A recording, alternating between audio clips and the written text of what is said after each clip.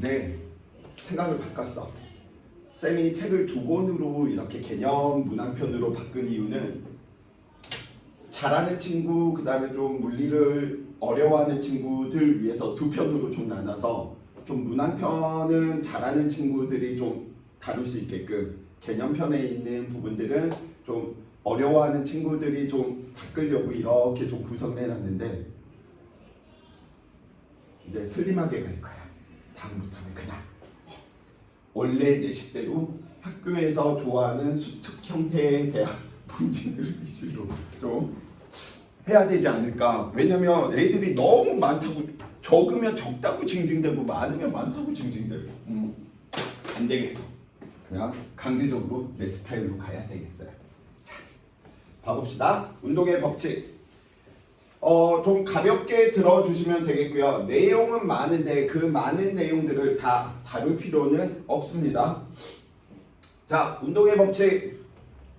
힘의 정의. 모르는 친구가 과연 이 시점에 있을까? 없겠지. 학교에서도 하지, 매일 했지. 힘의 3요소, 힘의 단위, 합성, 합력, 안잘. 빵빵 넘어갑니다. 이것도 넘어갑니다.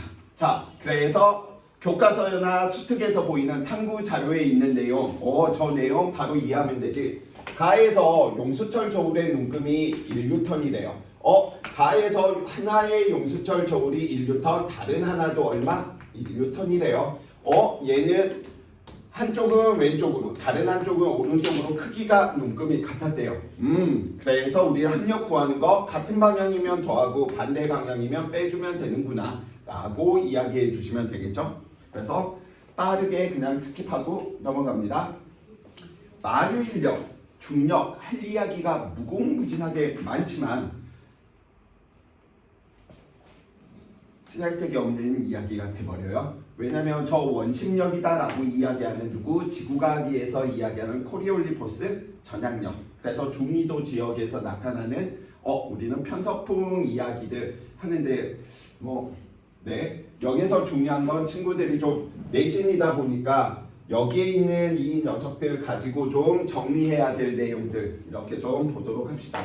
자, 우리는 저 질량이다, 물체가 가지는 고유한 양이 장소에 따라서 변하지 않는다 이렇게 배우는 녀석인데, 결국은 관성의 법칙에서 우리는 저 고유한 양이 운동 상태를 유지하려고 하는 성질이었었죠. 그래서 보통은 쌤이 처음 입문할 때 아마 얘도 기억날 거고, 그때까지만 해도 물리할 만하네, 재밌네, 인구수도 많아. 그때는 막 떼굴 대굴. 혹시 얘 기억나? 관성 설명할 때 잠자고 있는 누가 누워있는데 이 새끼가 자고 있어. 1kg짜리를 굴렸다가 10톤짜리를 굴렸다가.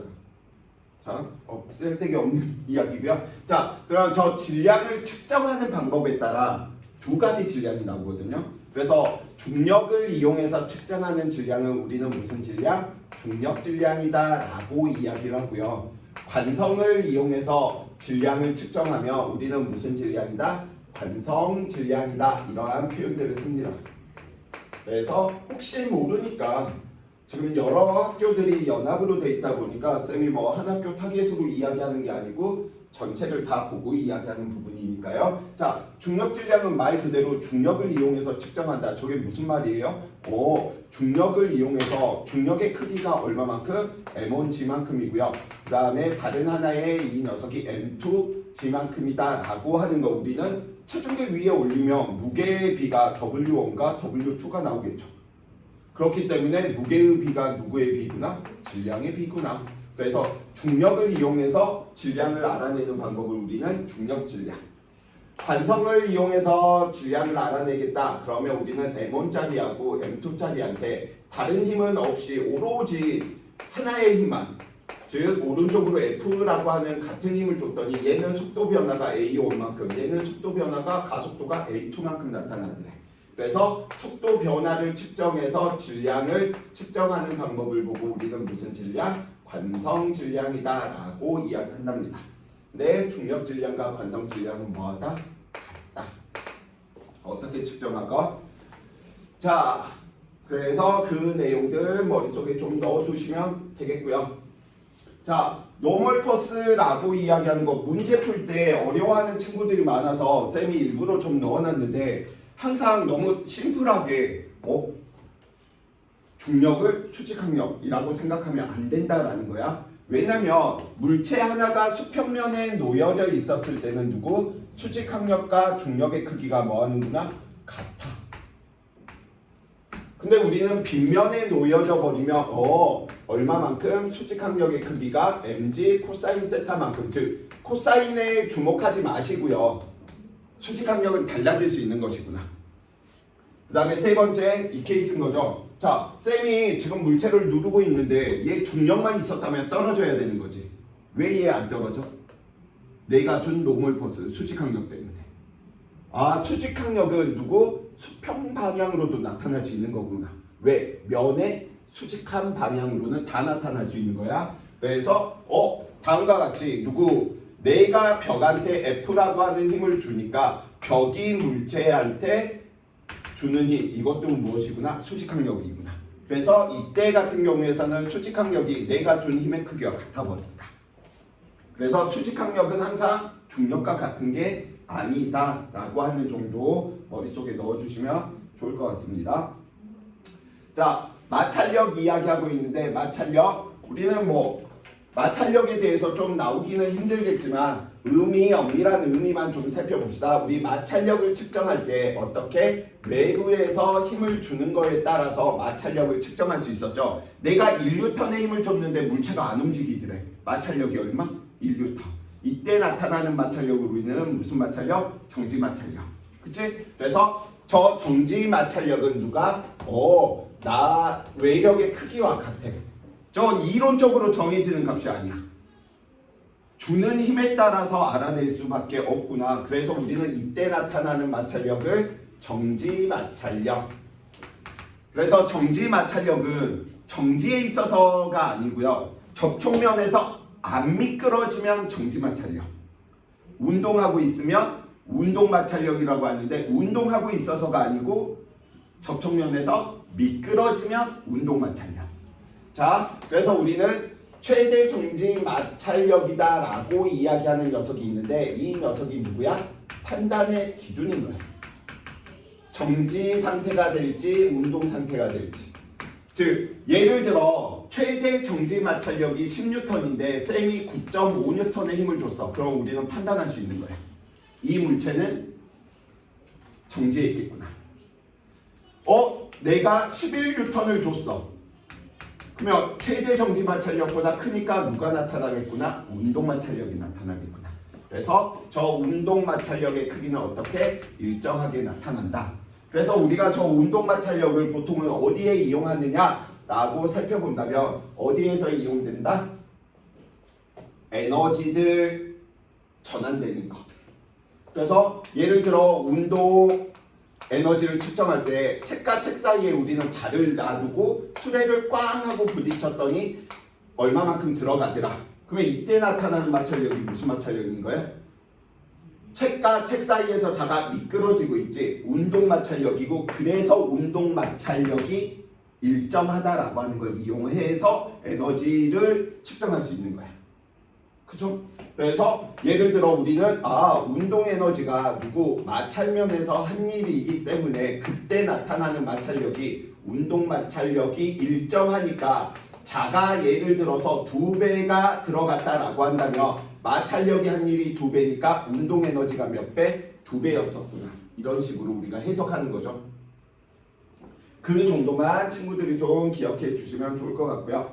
혹시 몰라서 마찰력이나 수직항력이나 다 접촉해야지만 나타나는 힘이다 보니까 우리는 다음과 같이 누구? 마찰력과 누구 수직항력은 비례하는구나. 근데 그건 당연할 수밖에 없지. 쌤이 책상 하나를 끌어야 되는데 이 책상 위에 안유진이 올라타 있어. 그러면 당연히 끌기가 어려워지는 거지. 왜? 마찰력이 커졌거든. 그러면 수직항력하고 무슨 관계구나? 비례관계구나. 알아낼 수 있는 거지. 자, 이 거칠기는 수특이나 교과서들에서도 나오는 거지. 그래서 거칠기가 뭐할수록 거칠어질수록 거칠기가 증가할수록 마찰력이 뭐하는구나? 커지는구나. 그다음에 이거는 5개념하고 관련 있는 내용인 거죠. 접촉 면적과는 항상 어떻게 관계가 없다는 사실인 거야. 즉 같은 물체다라고 한다면 얘를 이렇게 끄나 이렇게 끄나 마찰력은 뭐하다? 같다. 왠지 면적이 커지면 마찰력이 커질 것 같잖아. 면이 커지니까 아니라는 사실 정도만 머릿속에 정리해 놓으시기 바랍니다. 자, 예제 1번 적은 나올 가능성 없고요. 탄성력 여기에서 친구들이 좀 보셔야 될 거 페이지 잘 따라오셔야 돼. 필요 없는 거 싹싹싹 지금 넘어가고 있으니까요. 자, 우리 탄성력이다. 후계 법칙 이야기하면서 탄성력의 크기는 어떻게 배워? 우리 탄성력의 크기는 변형된 길이. 그래서 이 변형된 길이에 뭐 하는구나? 비례하고요. 변형된 길이의 방향과 탄성력의 방향은 항상 반대 방향이더라. 즉 압축되면 늘어나려고 하는 쪽으로, 늘어나 있으면 압축되려고 하는 쪽으로. 그걸 표현한 거야. 그때 비례상수 역할을 하고 있는 걸 우리는 보통 K로 이야기하고요. 이 K를 우리는 무엇이다? 용수철 상수다라고 이야기를 해 놓는 거죠. 그래서 용수철 상수. 그래서 우리가 탄성력에 의한 위치 에너지 이야기할 때 용수철 상수가 뭔지 정도는 비례상수구나. 오케이? 자, 그러면 한번 문제 풀 때 보세요. 자, 용수철 상수가 100N/m네. 근데 얘는 센치니까 우리 미터로 바꿔봅시다. 0.02m야. 자, 쌤이 왼쪽으로 당겼대. 2cm가 늘어난 거지. 그러면 이때 탄성력의 크기가 얼마야? 대답해줘야 돼. 나 혼자 하면 재미없어. 그래, 2. 단위까지 이야기하면 2N만큼인 거죠. 자, 얘는 그럼 몇 뉴턴? 오른쪽으로 3cm를 잡아당겼대. 몇 뉴턴? 오, 좋습니다. 오른쪽으로 3뉴턴. 그래서 얘는 지금 오른쪽으로 3뉴턴, 얘는 왼쪽으로 얼마? 2뉴턴. 맞는 표현일까요? 틀린 표현일까요? 틀리면 왜 틀렸고 맞으면 왜 맞았을까요?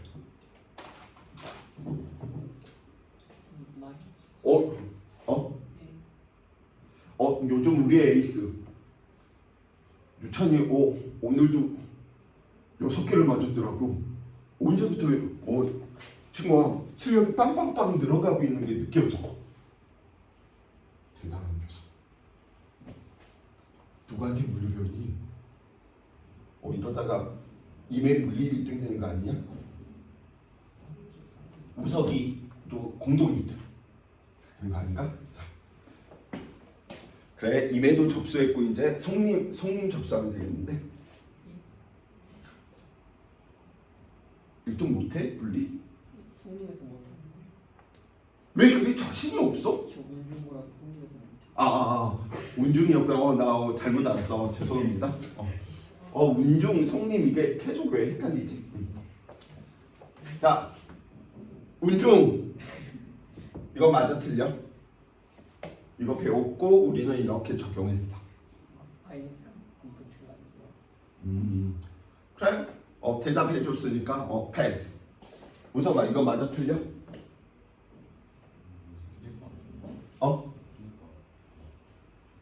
여우. 맞으면 쌤 여기에서 끝났겠지. 그치? 왜 틀렸는지 저걸 이해를 제대로 못하고 있는 거야. 쌤이 뭐라고 있어? 변형된 길이지. 그럼 용수철 입장에서는 총 몇 cm가 변형됐니? 그래서 얘는 5cm가 늘어난 것이기 때문에 양쪽으로 2N, 3N이 아니고 얘는 왼쪽으로 5N이 얘는 오른쪽으로 5N이 이렇게 접근하고 문제를 풀어야 돼. 근데 이런 것들을 설명을 안 하고 F는 KX 후계 법칙 배웠어. 탄성력 배웠어. 문제 푸는데 뭐지? 이런 데 더 오겠냐는 거야. 이해되십니까? 좋았어? 근데 이거 직관적으로 생각해도 너무 웃긴 일이지 않냐? 야, 얘 내가 2cm로 잡아당기고 얘 3cm로 잡아당기면 알짜 힘이 어디론가 생기니까 막 스스로 진동하고 지랄연병하는 일이 생겨 안 생겨? 안 생기잖아.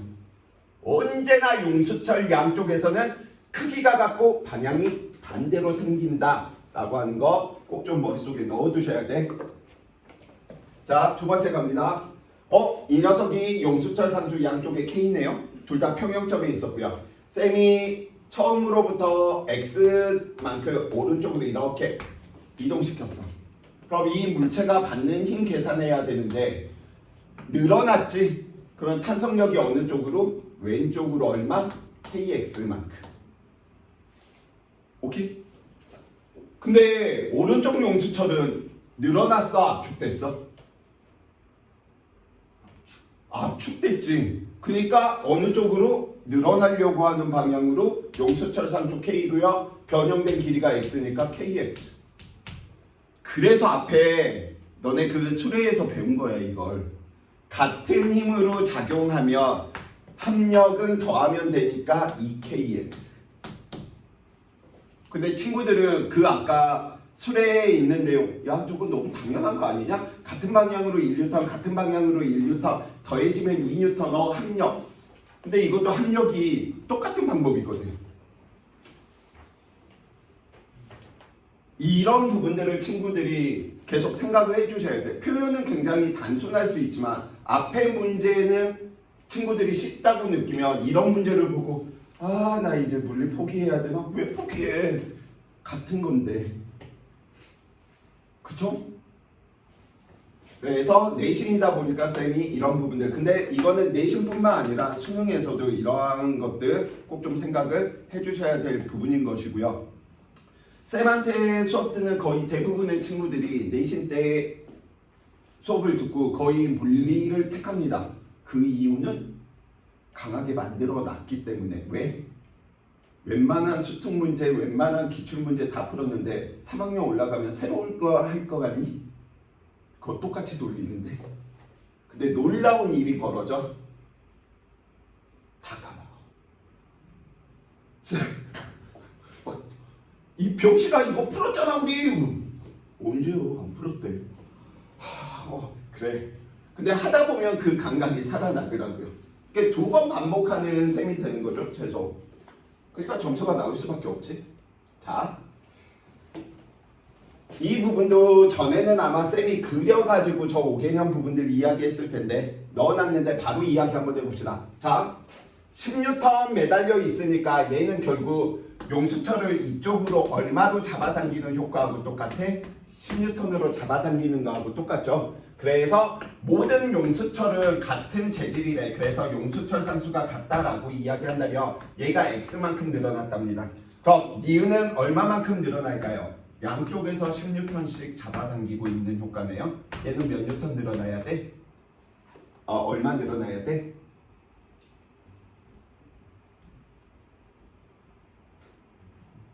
그치, X지.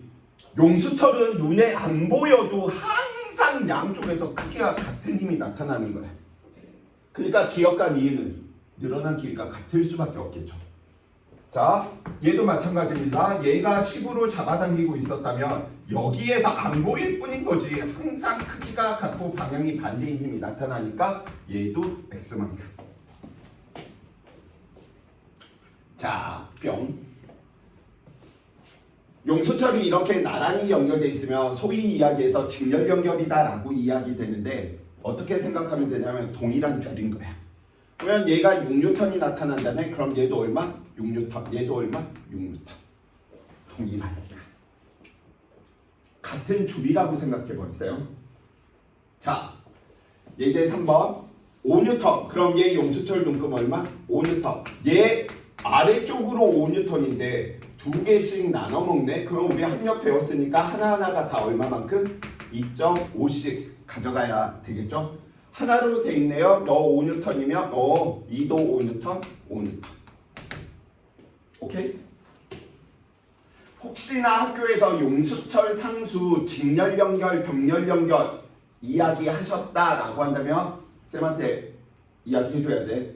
특히 운중 너네 서술형만 내면 용수철의 직렬, 병렬 충분히 물어볼 가능성이 있거든. 4개.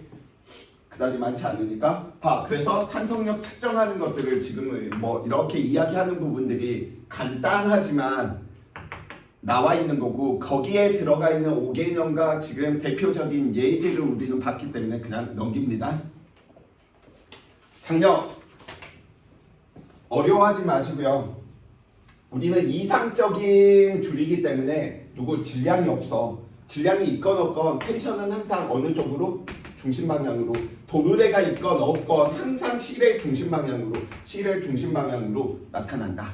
그럼 연습 한번 해봅시다. 자, 다음과 같이 쌤이 못을 이렇게 박아두고 나서 랄랄랄라 다음과 같이 시를 걸어서 빠바바바방 이렇게 해놨어.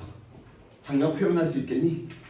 오, 실의 중심 방향, 실의 중심 방향, 실의 중심 방향, 실의 중심 방향, 실의 중심 방향, 실의 중심 방향, 실의 중심 방향, 실의 중심 방향. 그래서 텐션은 무조건 실의 중심 쪽으로 나타난다라고 생각하시면 돼. 방향 따지실 때 공기저항력 시간이 남을 때를 대비해서 고양이를 집어던지면 이런 일들이 벌어진다라고 하는 것들을 이야기하려고 하였으나 네. 저항력 넘어갑니다. 자, 운동 1, 2, 3법칙도 굉장히 좀 우리가 빠르게 이야기할 수 있는 부분인 거죠. 여기에서 우리가 좀 이야기 될 수 있는 부분은 첫 번째, 관성, 물리에서 성자가 들어갔다. 성질을 의미하고요. 누구? 운동 상태를 유지하려고 하는 성질이고요. 거의 좀 쉽게 나오는 학교들 같은 경우에서는 운동 제1법칙, 관성의 법칙이 뭐냐라고 서술하시오, 설명하시오 라고 하는 문제 잘 나옵니다. 왜? 그러면 친구들이 하는 실수가 물체는 운동 상태를 유지하려고 하는 성질 여기까지만 쓰거든. 꼭 들어가야 돼. 누구? 물체한테 작용하는 합력 알자임이 얼마? 0일 때 물체는 정지해 있는 녀석은 계속 정지를, 운동하는 녀석은 등속 운동을 유지하려고 하는 성질이 나타나는 걸 보고 우리는 관성의 법칙. 근데 이 힘을 꼭 빼먹어 친구들. 머릿속에 넣어주시면 좋을 것 같네요. 자, 운동의 1법칙 이야기하는데 친구들이 대표적으로 어려워하는 부분들이 이건 거지. 그래서 관성은 우리는 두 가지 관점인 거죠. 왜냐하면 처음에 정지해 있는데 계속 정지할 수 있고 운동하면 운동을 유지하려고 하는 등속 운동을 하려고 하는 성질들. 자, 정지관성에서 이런 부분들 한번 이야기 한번 해봅시다. A하고 B줄이 있는데 쌤이 B쪽을 잡아당기기 시작했어. 천천히 잡아당기면 어느 쪽이 끊어집니까? 어려우면 이렇게 생각해도 돼. 천천히 잡아당긴다라고 이야기하는 건 힘의 전달 시간이 충분한 거야. 내가 아래쪽으로 F라고 하는 힘을 잡아당기고 있으면 힘의 전달 시간이 충분하니까 힘이 여기에 오랫동안 이제 세이브가 되겠지. 그러니까 천천히 잡아당기면 A가 끊어져. 근데 갑자기 잡아당기면 힘의 전달 시간이 많지 않으니까 가까운 쪽 여기에 힘이 걸리게 돼 있어. 그래서 어떻게? B가 끊어진다. 우리는 바로 실험해도 이런 실험들 할 수 있는 거죠. 마방. 쌤이 천천히 이 나무판을 끌면, 판때기를 끌면 같이 움직이지만, 그치? 갑자기 끌면 얘만 움직이는 거죠. 왜? 천천히 끌었다는 건 내가 준 힘의 전달 시간이 충분해서 같이 온단 말이야. 근데 갑자기 해버리면 얘한테만 다 걸리니까 얘는 원래 정지해 있었으니 정지 상태를 유지하려고 하는 정지 관성 때문에 분리된다. 이렇게 설명하는 거고. 그래서 힘의 전달 시간으로 설명하면 심플하다. 자, 가속도의 법칙 할 말이 더 없죠.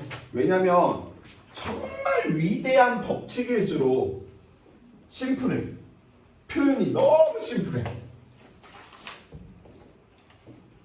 정말 물리를 잘한다라고 이야기한다면 정말 아무 말도 안 할 거야.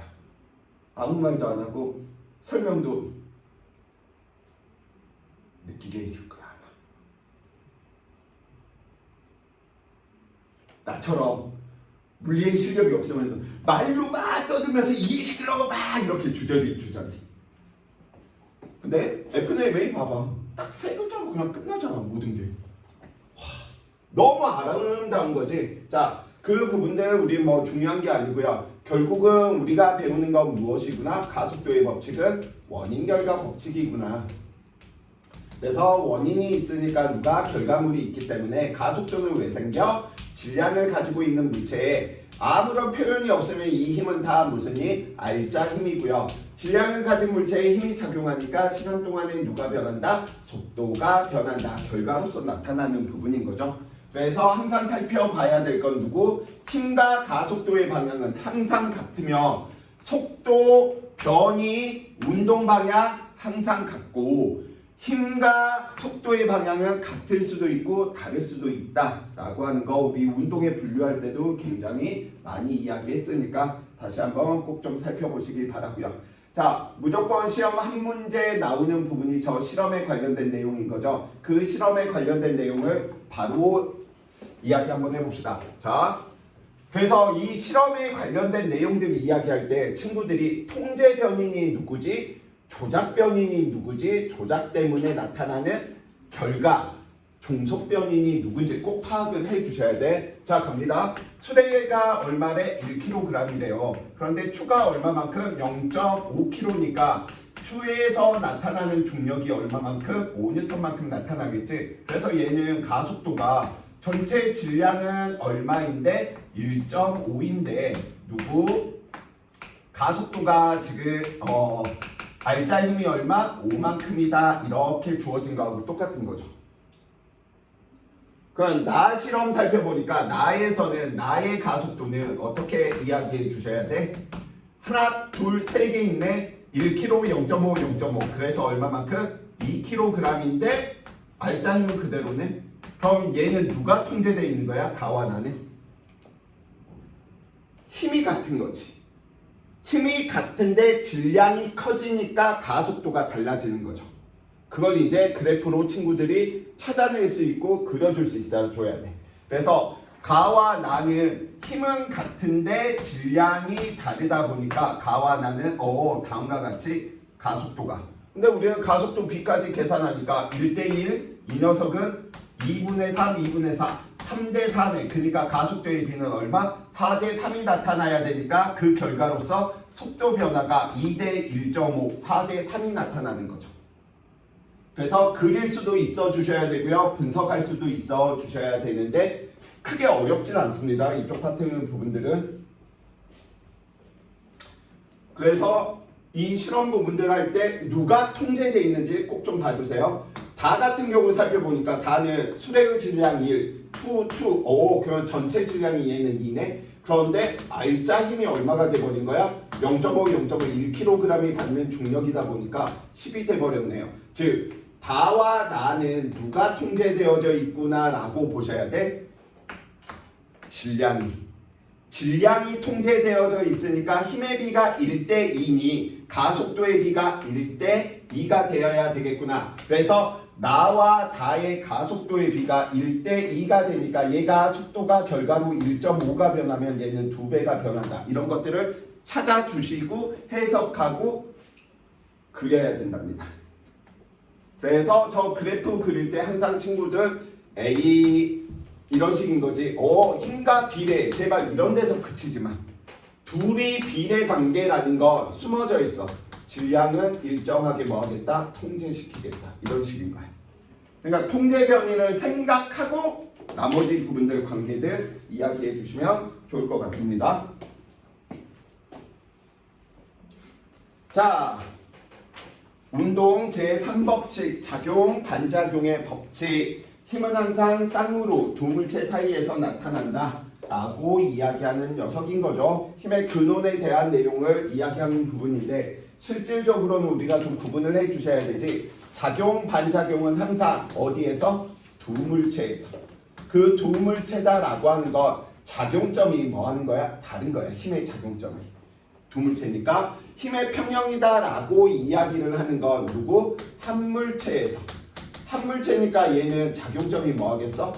같겠죠. 작용점이 같으니까 크기가 같고 방향이 반대이면 한 물체에서 알자 힘이 0이 되는 거고 그때 그 힘들을 우리는 힘의 평형이다 라고 불리는 거죠. 그래서 작용 반작용은 두 물체, 힘의 평형은 한 물체, 크기는 같고 방향은 반대다는 둘 다 공통 이야기를 해주시면 될 테고요. 자, 엄마 아빠가 친구들 물리 공부하러 간다고 신났네요. 그래서 짝짝꿍을 하면서 놀고 계셨는데 서로가 서로한테 힘을 줬네. 무슨 관계? 작용 반작용.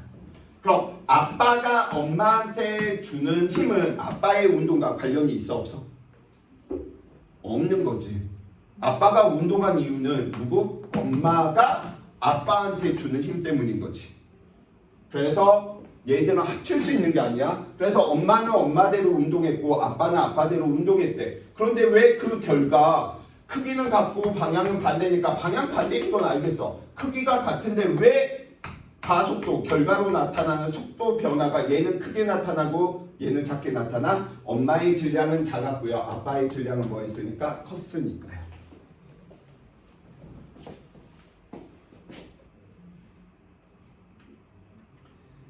자, 오늘의 마지막 개념인 거죠. 운동 일삼법칙. 우리는 결국 세 개에 대해서 공부할 것이거든요. 1법칙이 뭐냐? 간혹 나와. 아까처럼 관성의 법칙에 대해서 서술하시오 이러한 부분들. 2법칙이 뭐냐? A는 N분의 F 이거 설명하기보다는 실험 문제로 나와. 작용 반작용은 보통 이제 일삼법칙 안에서 우리가 이야기해 놓는 내용이고요. 그래서 운동법칙은 푸는 방법이 딱 세 개야.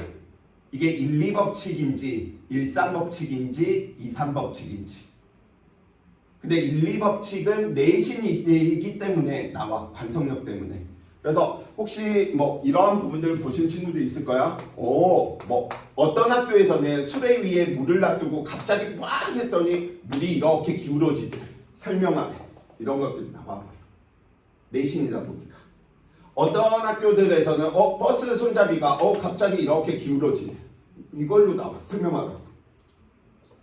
그래서 모든 학교가 나오는 건 아니지만 일부 학교들이 좀 출제를 하는 편입니다. 이런 부분들을. 그래서 다음 시간 때 1, 3법칙, 2, 3법칙, 1, 2법칙 다 다시 정리해 드릴 테고요. 뉴턴, 운동, 1, 3법칙 힘을 주고받았는데 한 물체에 작용하는 알자 힘이 0이 되어서 그 물체가 계속 자신의 운동 상태를 유지한다라고 하는 두 개의 법칙이 결합되어 있습니다. 자, 그래서 뉴턴 운동 1법칙은 우선 난이도로 이야기하면 굉장히 쉽고요. 수능에서도 꼭 한 문제가 출제되지만 내신에서도 한 문제 이상이 무조건 출제되는 거지. 얘는 틀리면 난 하위권으로 직행하겠다라고 하는 소리하고 똑같은 거야. 나오면 무조건 맞춰줘야 돼. 그 이유가 무엇 때문이다? 얘는 무슨 관계를 구분하면 되니까 작용 반작용의 힘과 누구의 힘만 구별을 해주시면 돼. 평형관계에 있는 힘이 누구냐라고 하는 것만 구분해 주시면 돼. 그래서 대표적인 문제로 지구가 물체를 잡아당기는 힘과 바닥이 물체를 떠받치는 힘은 작용 반작용이다. 이런 식으로 물어보지. 틀리면 되겠니 안 되겠니? 안 되겠지. 그치? 아마도 물리 포기하는 친구들도 맞출 수 있는 문제입니다. 자, 버전 두 가지 버전으로 빠르게 좀 설명해 드릴게. 하나는 무슨 버전이냐면 전체 관점에서 이야기하는 관점.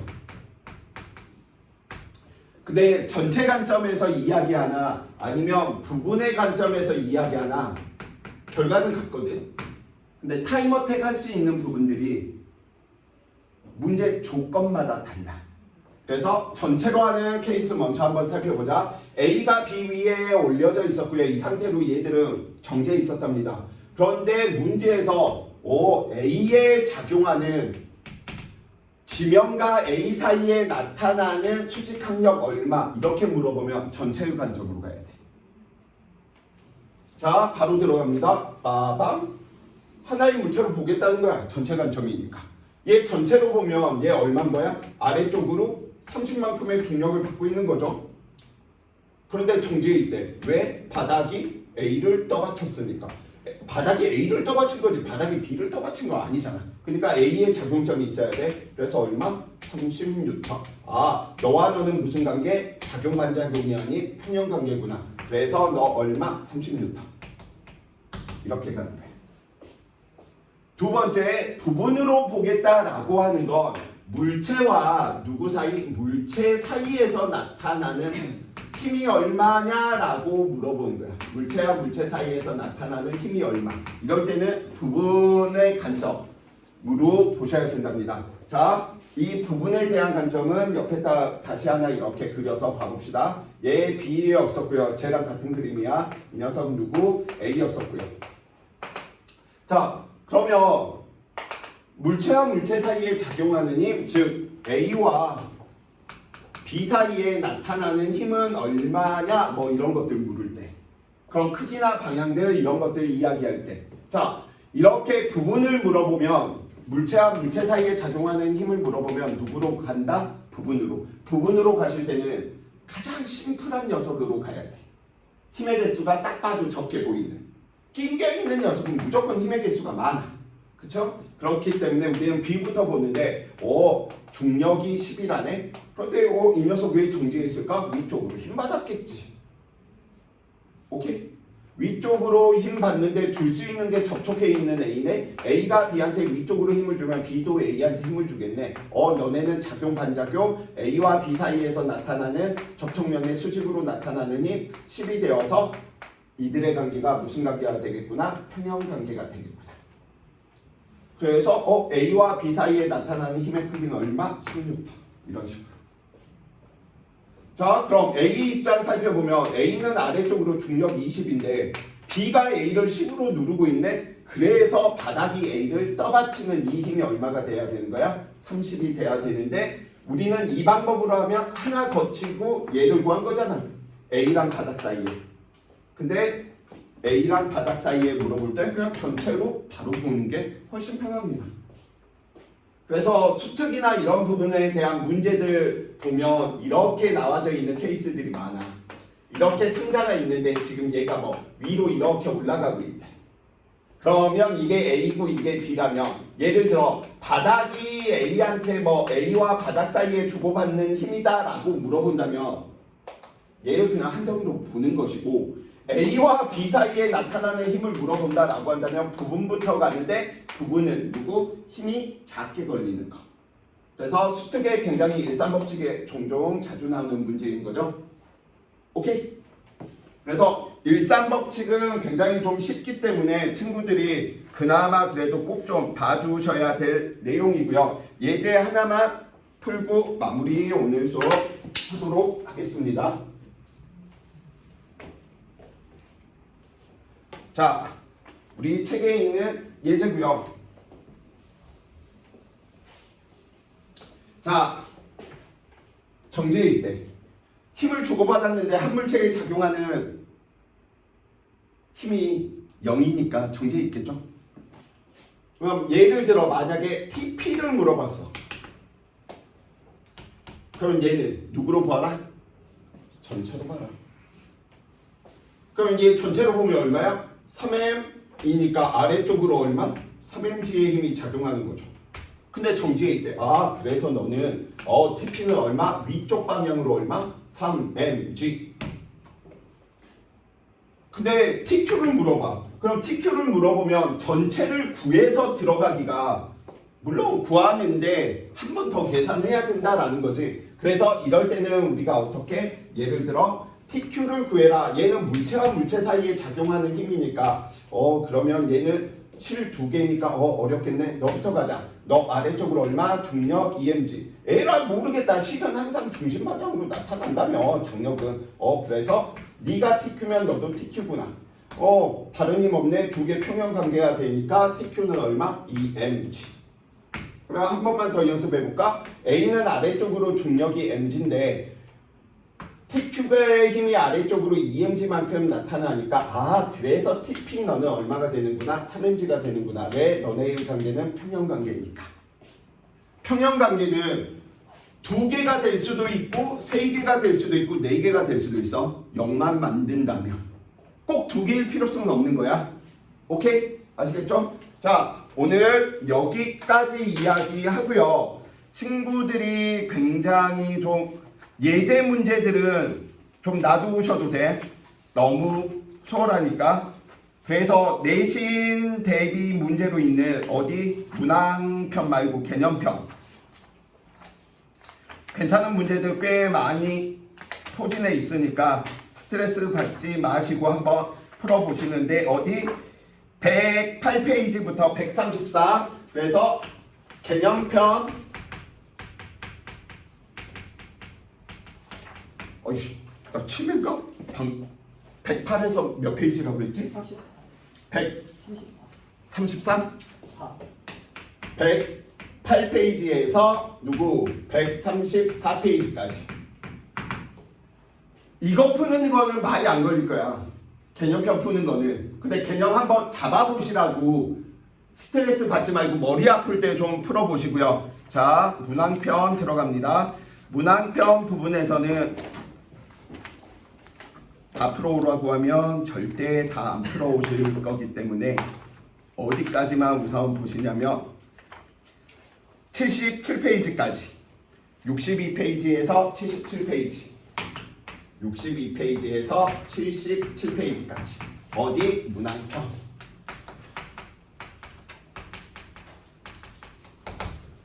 오케이? 그래서 지금 친구들이 이거 한번 느껴보시기 바래. 이것만 있는 게 아니죠. 주간학습지, 주간 모의고사 우리 3회 나가지.